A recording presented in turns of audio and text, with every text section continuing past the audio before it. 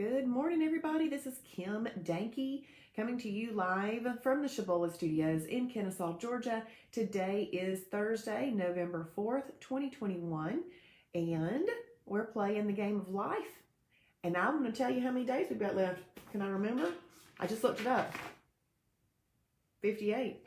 58 days left in the 2021 edition of the game of life. Sometimes the game of life is harder than others. But no matter what, we have to be able to eat in a way that makes our life a bit easier, because eating really affects all areas of our life. Eating quality foods that produce the right response in your body. Do you know that every single time you eat, you're basically doing a science experiment in your body? Let's pretend you're in a science fair. Are you going to win the blue ribbon, or are you not even going to get honorable mention because the science experiment doesn't go well?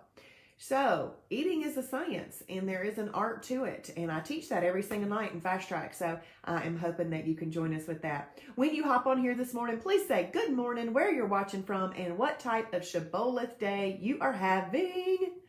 Let's see who's on here with me this morning. I know I got to get my spinner. Good things are going to be said this morning. Hey, Colleen, good morning from Michigan, having a perfect day. And I had a perfect day yesterday. Yesterday, I ate lunch and a snack. That was all I needed after the day before. And I felt terrible yesterday morning. I mean, terrible. But it went away, thankfully. And I had lunch and a snack.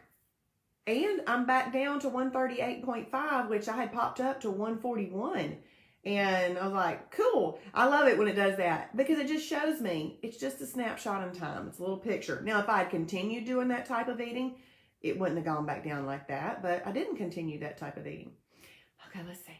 Hey, Rhonda, good morning. Columbus, Mississippi, having an IMF day. Thank you for sharing. Y'all, the share button is in the bottom left-hand corner of your screen.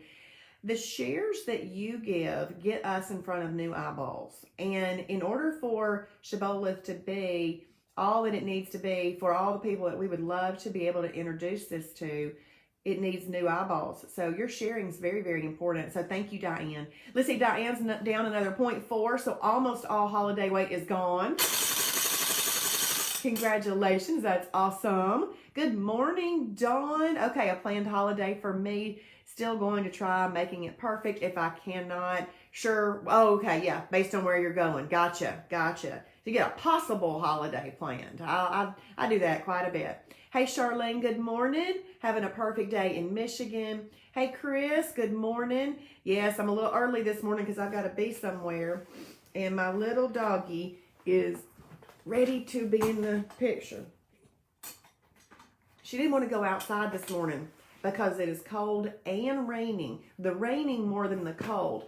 You should have seen her put the brakes on. Opened up the back door, and when she saw that it was raining, she was headed to that back door. She saw that it was raining and put the brakes on. But let her out front because she likes to go out front so much, and she went no problem. But then I had to call her in. Good morning, Julie from Indiana. Good morning. Up a pound, but won't change my resolve. Yeah, because you never know what's causing that, especially if you've been having perfect days, which you have. It's just something else. That's what you need to do. Say, it's just something else. I've had perfect days. And then, boom, tomorrow, the next day, it'll all be gone and some more. So I'm glad that you are keeping that resolve. That's great. Hey, Melanie, good morning. Oh, camping in Hartwell, Georgia this week. How fun is that? That's awesome. That's awesome. I love it. Well, I'm so glad that y'all are on here with me this morning. So next week in the Bible study that I've been teaching, and Valerie has been with us just about, every single week. Valerie Herman, who's a Shibby show watcher, has been with me on that Bible study every week. It wraps up the discussion of the Bible study next week. And then the next week we'll have a little fun social, and then there's a 15-minute video from Priscilla Shiver. So we'll watch that next week. But this is my last day. That's my last day to do this with y'all. We'll have to come up with a new one. And I know it hadn't been like every day. It's just been here and there, but it is the last one. Hey, Shannon, good morning. Good morning. Hey, Nicole, good morning. Having a wow challenge today. Hey, Cheryl, Tiger 16 day while babysitting my 3-year-old grandson. That's right. That's awesome. I love it. I love it. Good morning, Rhonda. Good morning. Awesome, Shannon. Thank you for sharing. Thank you, thank you, thank you. Okay. So I titled today's devotion, A Continual State of Readiness. Thank you, Jacket. So I'll make up a name for you, Nicole. Thank you. A continual state of readiness. Because we really do have to be in that continual state of readiness to hear God, which this is from the Discerning the Voice of God Bible study by Priscilla Shirer. Hey, Robin, good morning. So we've got to be in that continual state of readiness for so many things. Ready to hear Him. And that's really the most important thing. Hearing God is the most important thing. But it's the thing that we tend to leave out the most. And so, again, just like most things that we find important but we aren't doing, we have to create a discipline for it.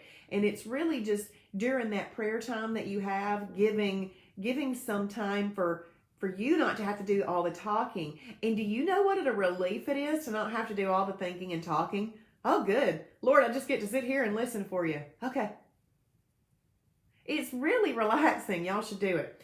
Okay. So I'm going to kind of go over the things that I've marked for Shibboleth purposes. And in this is Priscilla Shirer writing this. I hope you are still feeling hungry, spiritually speaking, wishing this weren't our last week of study, wanting more of the closeness and connection you've been experiencing with God during these hours that we've been poised on the edge of our seats to hear Him. That's exactly how you're supposed to feel. Because once you hear His voice, regular, mundane versions of Christianity will never satisfy you again. You'll want to remain in a spiritual posture that invites a continual invasion of His manifest presence. You'll want to keep rolling out the red carpet of holy invitation. You'll want to be proactively, consistently confirming your alignment with Him, continually seeking Him in His Word, listening, looking, heeding, and hearkening, your spiritual senses peaked to recognize and discern when He is speaking. Any distance or dryness that threatens the gushing well of God's Spirit in your life will feel like the worst of illnesses from now on. All you'll want to do is get over it and get on with it. Back to the business of close, intimate, active relationship with God. So when I read that, how many of you have ever stopped living the Shibboleth lifestyle? I mean, and you're like, woo, I can't wait to get back. Or even after a holiday or two or after vacation, you, hold on, a message came through at the top. You go, oh, I cannot wait to get back on the planet. How many have had that happen? That's kind of like that. So we want to make sure that we don't take those breaks like that. This, in fact, is where our clear communication with God begins. A believer approaching her relationship with Him from an ongoing stance of anticipation, ready and expectant to hear His voice. And of course, I wanted to read that because I want us all listening to the Lord and developing that discipline. You know what? We can develop that discipline along with the discipline we are developing with the Shibboleth lifestyle.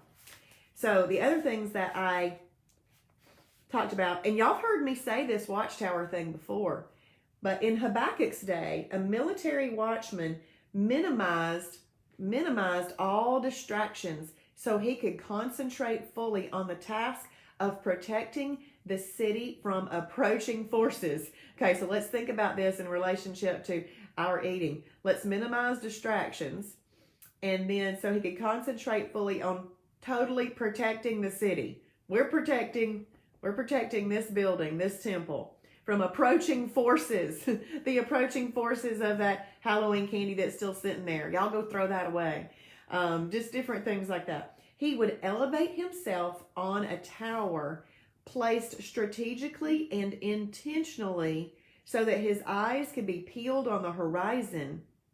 Okay, so this is what I say. When you plan your next month of holidays, what's on the horizon? What's coming? What's coming on the horizon? You need to know. Without his attention being diverted to any movements on the ground, which could still easily instill anxiety. The watchman's goal was to catch the first sight of a coming enemy or a returning king. So we want to be the watchman on that tower, looking out for things that could come our way. From this height, his vantage point was broad, his perspective unique from those below. If you're looking and you are putting forth effort, your perspective is different than those people that are just sitting on the sofa not doing a thing. This was serious work, deserving of devoted attention. This, taking care of our temple, is serious work, deserving of devoted attention. The guard would not allow anyone to coerce him from his post or from the eagled eye execution of his duties. So I see that like us taking care of the Lord's temple, our body. And so we get up on that watchtower, we look and see what's coming. We don't get distracted by all the other little things. Yes, a little cupcake may come to work for somebody's birthday. Do not get distracted. Do not get distracted. You keep your eye on everything that's going around and don't get distracted by those little things. Keep your eye ready. Habakkuk deliberately chose these military terms to describe his posture when waiting on God. This is how much he valued communication from Yahweh and how important he knew the spiritual virtue of patience to be in receiving it. He was purposeful and resolved, vigilant and tenacious. He knew his God would answer, so he positioned himself proactively to receive it. Till then, he would wait patiently on the watchtower. This is like us putting into play the daily disciplines of the Shibboleth shield. Sometimes you have to be patient. Sometimes you get all the results that you want in one day. And you got to be, I love all these, purposeful and resolved, vigilant and tenacious. Those are great words for us. All of these postures are active. They require resolve. Y'all, I haven't said this in a while, but I like the word resolute. Resolute is admirably determined, purposeful, and unwavering. They are not, they require resolve. They are not for the lazy or faint of heart. You know what? Getting water in every day is work. It's work. You have to remember to go drink it. Writing down what you eat is work. But it's so important that it's worth doing. It's worth the little steps of doing it. To make sure you're eating in the right food combination to keep your body in efficient fat burning is important. Using your two hands to portion and not going over 3 meals in a day and just using a little approved item if you've got a moment of weakness and you need something. You know, it is work at the beginning, but once it has become assimilated into what you do, it is no longer work. It's just what you do. So yeah, we have to work at it at first. Nor are they for the impatient. Love that.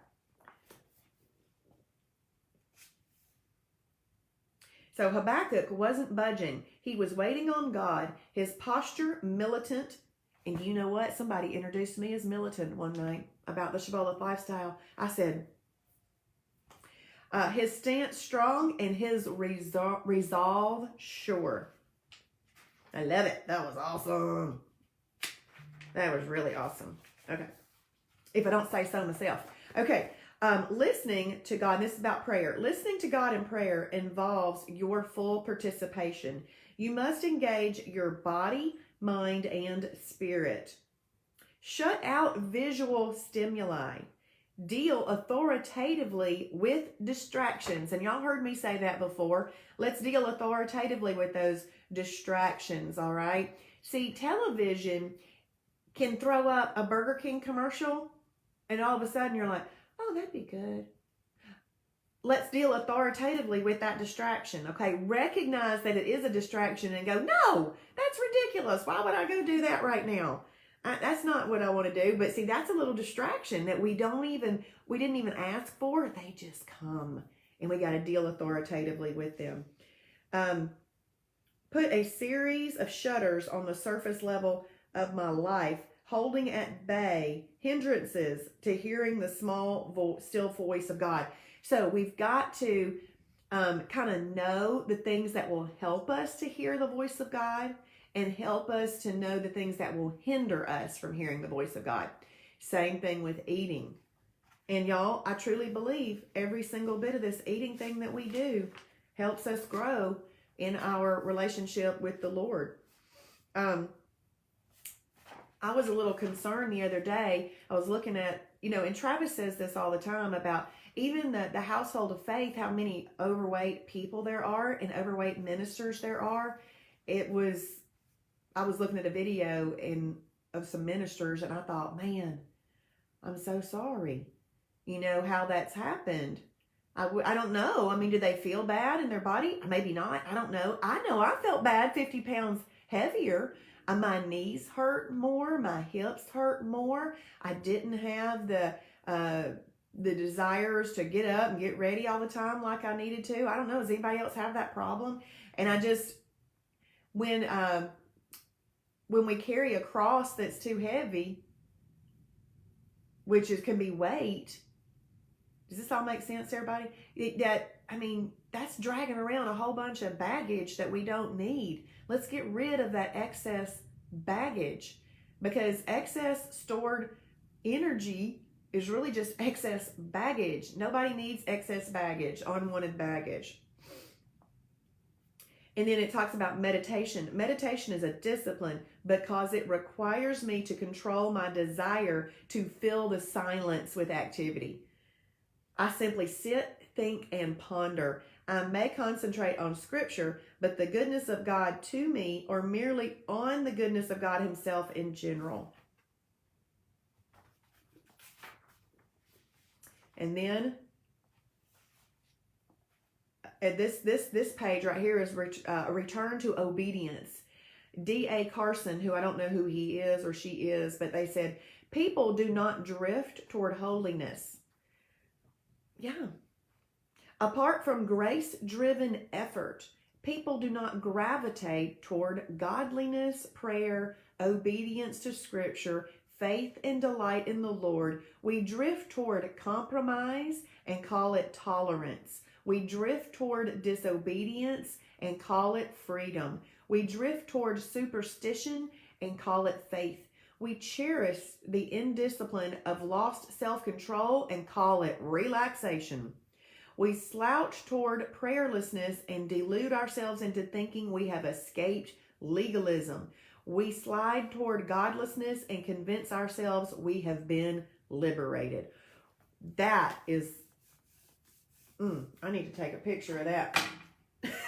Y'all ever do that? You're like, wait a minute, that was so good. I've got to take a picture of that. That was good. Obedience is not only the proactive posture we take to hear him, but it's also the response we employ once he has spoken. Has he ever spoken to you and you didn't respond? There's delayed disobedience, which is really just disobedience. But when obedience is on the line, and when you've finally been through enough self-inflicted troublemaking at the hands of your own wants and agenda, the narrative changes. And like Habakkuk, you stand on that lookout post and say, bring it on, Lord. Let's do this your way. Give it to me straight, because from here on out, I want to walk a straight path with you. That's good too. I'm learning that growth in this area will not happen by chance.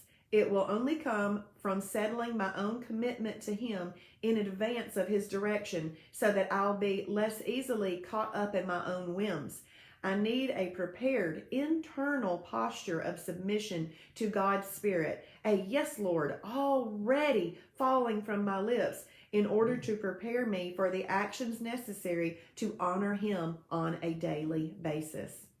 The blessings of proactivity lead to continued intimacy with God to the flow of his blessings and his favor in our lives.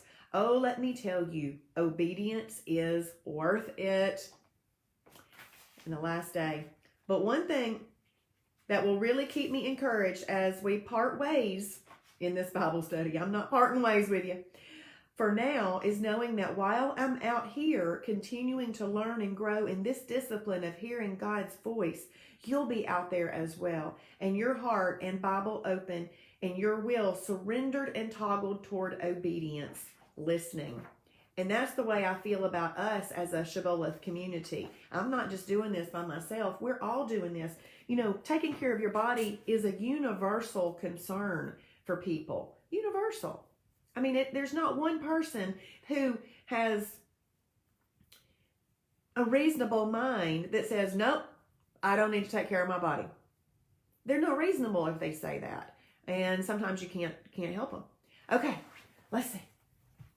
I always like what Diane types. She takes these things and just puts it in very succinct. I like it. Lord, help me not to be a drifter. That's awesome. Let's see. Hey, Angel Leah.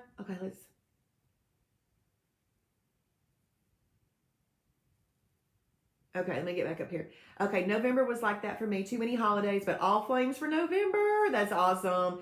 Awesome. Rhonda, my kids have Halloween candy and I haven't been tempted so far. That's right. That's awesome. You just go, no, don't need it. Angelia, IMF Day in Western North Carolina. Hey, Jelena, good morning. Jelena, I saw you as a friend's suggestion. You want to be friends?